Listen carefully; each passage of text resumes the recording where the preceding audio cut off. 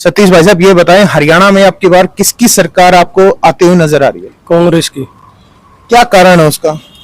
कारण जो हुड्डा राज में पिछले 10 साल पहले जो काम होते थे और ये 10 साल बीजेपी में जो काम कुछ भी नहीं हुआ, काम के नाम पे इन्होंने बंटाधार कर दिया हरियाणा का। वैसे तो भाई कांग्रेस का दबदबा रहेगा अब की बार।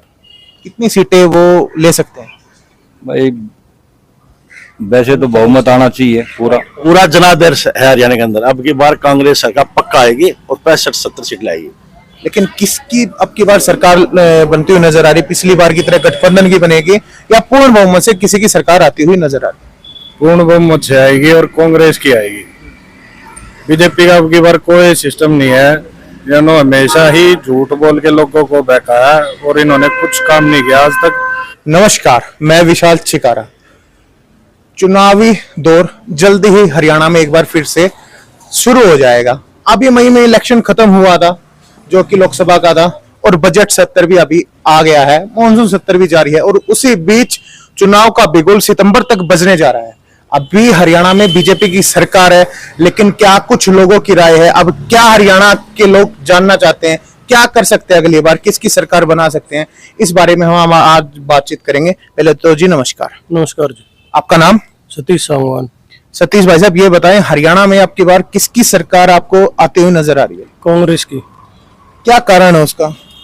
कारण जो हुड्डा राज में पिछले 10 साल पहले जो काम होते थे और ये 10 साल बीजेपी में जो काम कुछ भी नहीं हुआ, काम के नाम पे इन्होंने बंटाधार कर दिया हरियाणा का। एक भी कोई काम ऐसा नहीं है जो गिनाया जा सके इनका, और हुड्डा के टाइम पे जो काम हुए आज तक चल रहे हैं। तो आपका क्या कहना है? दो बड़ी पार्टियां हैं, राष्ट्रीय पार्टियां, उनमें से किसका आपको ज्यादा दमखम लग रहा है? कितनी लगभग सीटें आप मान के चल रहे हैं हरियाणा में? वैसे तो भाई कांग्रेस का दबदबा रहेगा अब की बार। कितनी सीटें वो ले सकते हैं? भाई वैसे तो बहुमत आना चाहिए पूरा। ये बताएं, हरियाणा में किसकी सरकार अब की बार बनने जा रही है? कांग्रेस। कांग्रेस के कट्टर समर्थक मैं यहाँ देख रहा हूँ, जितने बैठे हैं लगभग कांग्रेस के समर्थक। आप लोकदल के समर्थक हैं? तो लोकदल पार्टी को क्यों नहीं आप मान रहे हैं? नहीं मान रहे, खत्म है। क्या कारण है? आपस की फूट है परिवार की, क्या कहें।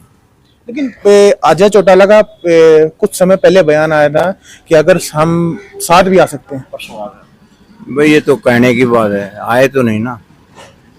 क्या अनुमान लगता है कितनी सीटें आपके हिसाब से कौन सी पार्टी लेके आएगी आपकी बार? 65 सीटें आएगी कांग्रेस की।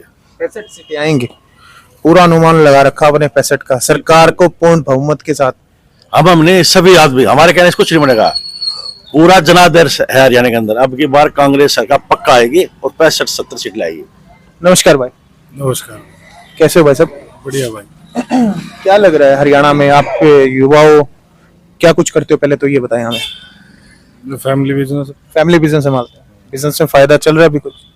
ठीक है। अभी बजट आया है तो बजट में तो कुछ फायदा मिला ही होगा। देखा नहीं मैंने। अभी देखा नहीं है, चलो कोई नहीं, कुछ ही समय हुआ है बजट आए। बजट की जुमला हर चमड़े पर घटा दिया। अब ये बताएं, आप युवा हैं, बहुत ज्यादा युवा लोकदल और कांग्रेस के साथ दिखाई देते हैं, बीजेपी के साथ भी दिखाई दे रहे हैं, लेकिन लोकदल के साथ ज्यादा दिखाई देते हैं। लेकिन किसकी अब की बार सरकार बनती हुई नजर आ रही? पिछली बार की तरह गठबंधन की बनेगी या पूर्ण बहुमत से किसी की सरकार आती हुई नजर आ रही? पूर्ण बहुमत से आएगी और कांग्रेस की आएगी। बीजेपी का अब की बार कोई सिस्टम नहीं है। इन्होंने हमेशा ही झूठ बोल के लोगों को बहकाया और इन्होंने कुछ काम नहीं किया आज तक। आप यहाँ से बहादुरगढ़ से जज्जर रोड पे चले जाओ, इतने खड्डे हैं मेरे ख्याल से, इतने घटिया रोड। दिल्ली के लगते हुए हल्के में इतना घटिया रोड होना मतलब शर्मनाक बात होनी चाहिए, लेकिन इनको दिखता नहीं। तो मतलब इसको देखते हुए अब मतलब बहादुरगढ़ से निकलता हुआ कोई भी रोड देख लेना, हर एक रोड का यही हाल है, और फिर भी लोग देंगे वोट। तो मैं मानता हूँ बेवकूफी, खाली मोदी के नाम पे वोट देना बेवकूफी है। अंकल जी, आप काफी बीच में वार्तालाप कर रहे थे, आपसे जान लेते हैं, पेंशन लेते हैं?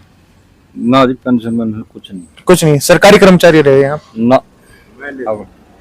अच्छा, अभी एज हो गई है आपकी? एज हो गई है ना, अभी एज नहीं हुई है। अंकल जी लेते हैं। अंकल जी बताएं, सरकार अभी 3000 पेंशन देती है, उससे काफी संतुष्ट हो? 40,000 देती है।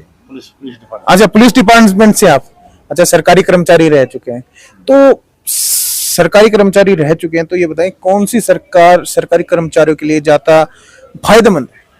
आरएसएस तोड़ दिया, 50 साल में खोल लिया है, 58 साल में खोल दिया गया। खोल दिया गया है ना, है क्यों? What is the reason? खोलना था तो पहले खोलना था। अब ये सोच रहे हैं जो आदमी बीजेपी से मिले हुए हैं, उसे समर्थक है कहने का मतलब, वो हमारे साथ आ जाएंगे। डीए 3% और अठन्नी ना बधाई, उनको मिलना है 1 वोट। एक भी वोट नहीं मिलेगी सरकारी एम्प्लॉयज की जो आरएसएस में जाएंगे। इनका वहम है वो वोट मिलकर टूटेंगी। लेकिन आप पुलिस में रह चुके हैं, पहले आरोप लगाया जाता था कि जो पुलिस वाले हैं बहुत ही देरी से आते हैं क्राइम होने के बाद। अब सरकार ने 112 डायल चालू कर दिए, गाड़ियां लगा दी, 24 घंटे गाड़ियां रहती हैं और जल्दी से जल्दी सर्विस आ जाती है। लेकिन ये अच्छा दाव है, बहुत अच्छा काम करिए सरकार ये तो। भाई अच्छा तो है, अच्छा तो पहले भी था, 100 पकड़ते थे पहले, अब 112 पकड़ने लग गए। पुलिस तो वर्क में पहले भी थी। लेकिन जो दावा किया जाता है कि पुलिस बहुत लेट आती है, वो कितना सच है? उस टाइम पर थोड़ी पुलिस थी, मजबूरी थी। एक कॉल 15-15 कॉल अटेंड करता था एक आदमी, अब उसके बाद आते हैं 2। प्रैक्टिकल रूप बताता हूँ मैं, तो दोनों आराम से अटेंड कर लेगा। अब आप ये बता दें कि हरियाणा में किसकी सरकार बनेगी और कितने उनको सीट आएंगी जल्दी जल्दी? भाई ये तो बनेगी तो जो है ना कांग्रेस की सीटें जो है ना 70 प्लस जाएगी। 70 प्लस जाएंगी। आपका क्या मानना है भाई? 60 से 70 के बीच में। 60 से 70 के बीच अनुमान लगाया जा रहा है। अंकल जी आपका? अपना भी इतना ही है भाई, 60 से 70। आपका भाई? 65 से 70। 65 से 70 आपका अनुमान लगाया जा रहा है। सभी का धन्यवाद। तो यहाँ जितने मौजूद थे उन्होंने दावा किया है कि कांग्रेस की सरकार अब की बार अक्टूबर 2024 में बनने जा रही है और लगभग 60 से 65 सीटें कांग्रेस जीत के आने वाली है। अब तो देखना ये होगा कि ये माहौल कितने दिन तक बना रहेगा और किसके प्रति लोगों का रुझान दिन प्रतिदिन चुनाव जैसे नजदीक आएगा बढ़ता जाएगा।